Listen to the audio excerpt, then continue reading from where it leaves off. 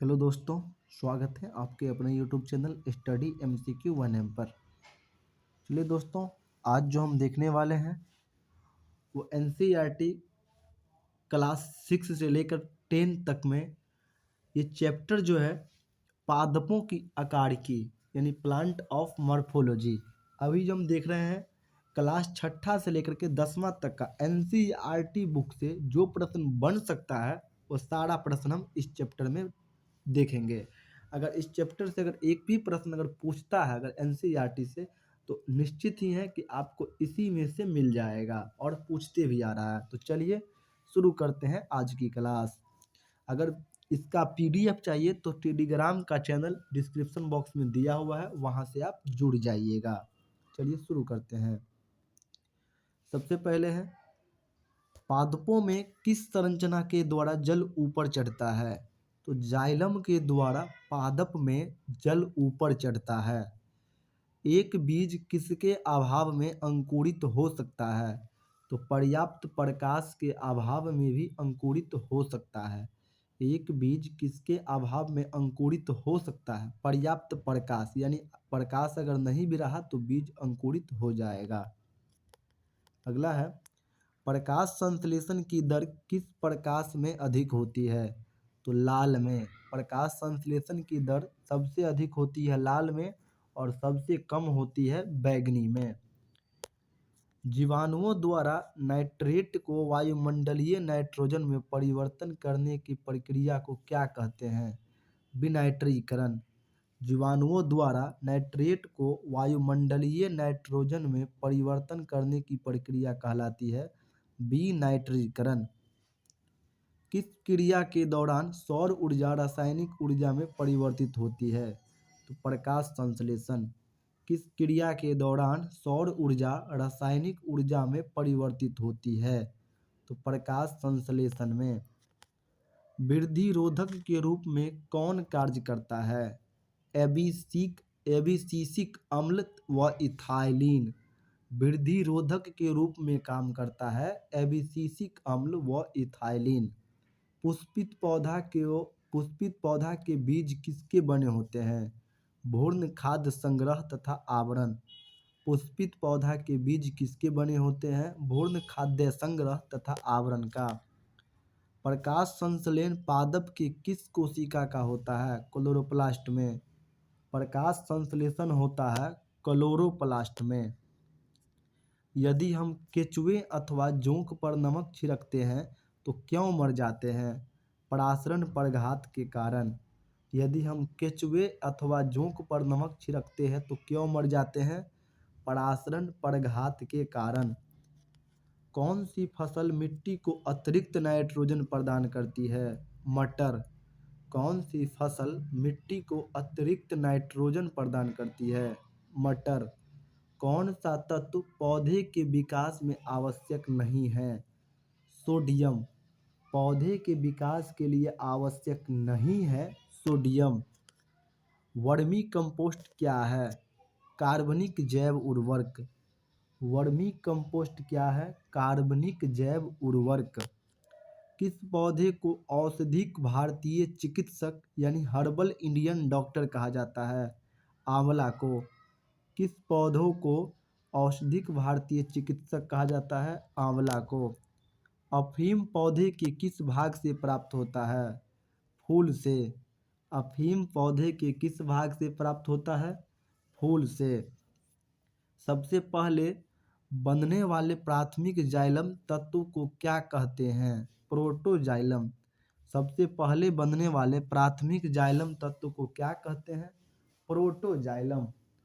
Coffee पौधे के किस भाग से प्राप्त होता है? बीज से। कॉफी पौधे के किस भाग से प्राप्त होता है? बीज से। रेशम के कीट सामान्यतः किस पेड़ पर पाले जाते हैं? शहतूत पर। रेशम के कीट सामान्यतः किस पेड़ पर पाले जाते हैं? शहतूत पर। भूमि की उर्वरता को घटाने वाला जीवाणु कौन सा है? थायोबैसिलस डिनाइट्रिफिकेंस।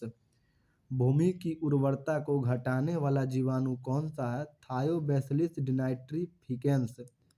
जीवाणु में प्रकाश संश्लेषण क्रिया में हाइड्रोजन दाता सामान्य कौन होता है? Hydrogen sulphide. जीवाणु में प्रकाश संश्लेषण क्रिया में हाइड्रोजन दाता सामान्यतः कौन होता है? Hydrogen sulphide. किस समूह के पौधे को जीवन चक्र में दो स्वतंत्र पीढ़ियां एकांतरण होता है? टेरिडोफाइटस।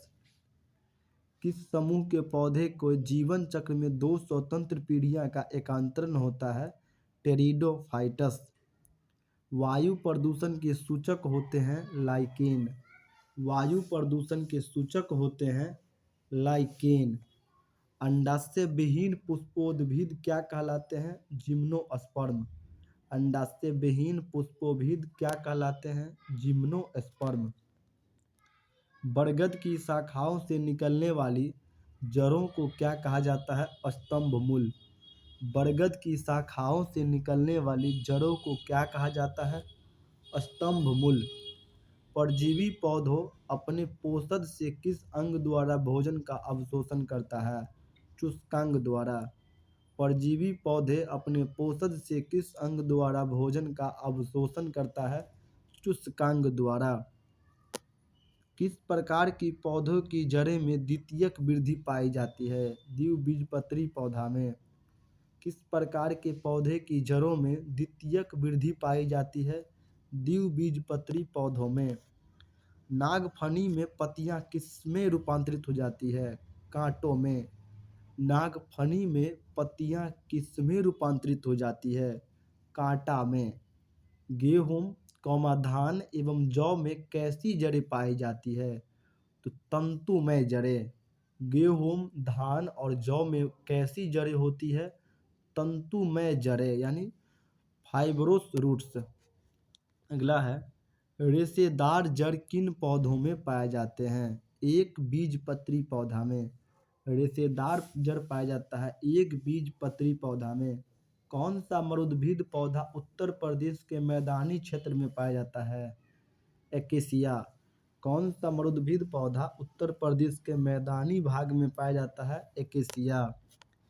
पुष्प का सहायक अंग है बाह्यदलपुंज एवं दलपुंज। पुष्प का सहायक अंग बाह्यदलपुंज एवं दलपुंज। लहसुन प्याज है शाल्ककंद। लहसुन और प्याज है शाल्ककंद का भाग। लहसुन और प्याज शाल्ककंद का भाग। हल्दी और अदरक परकंद का भाग यानी प्रयोग में होता है। हल्दी और अदरक का प्रयोग होता है परकंद। अरबी और जिमीकंद का प्रयोग होता है घनकंद। अरबी और जिमीकंद का घनकंद।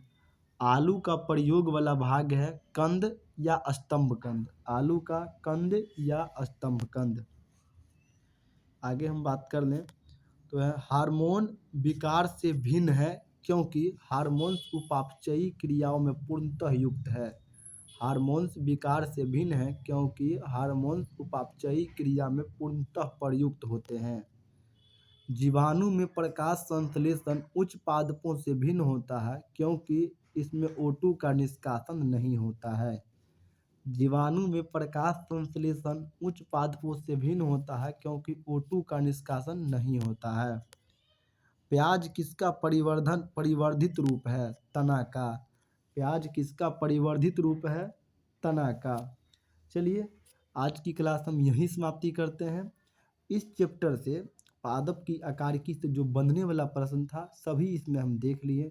अगर इसका PDF चाहिए तो मेरे टेलीग्राम से आप जुड़ जाइए जिसका लिंक डिस्क्रिप्शन बॉक्स में दिया हुआ है। धन्यवाद।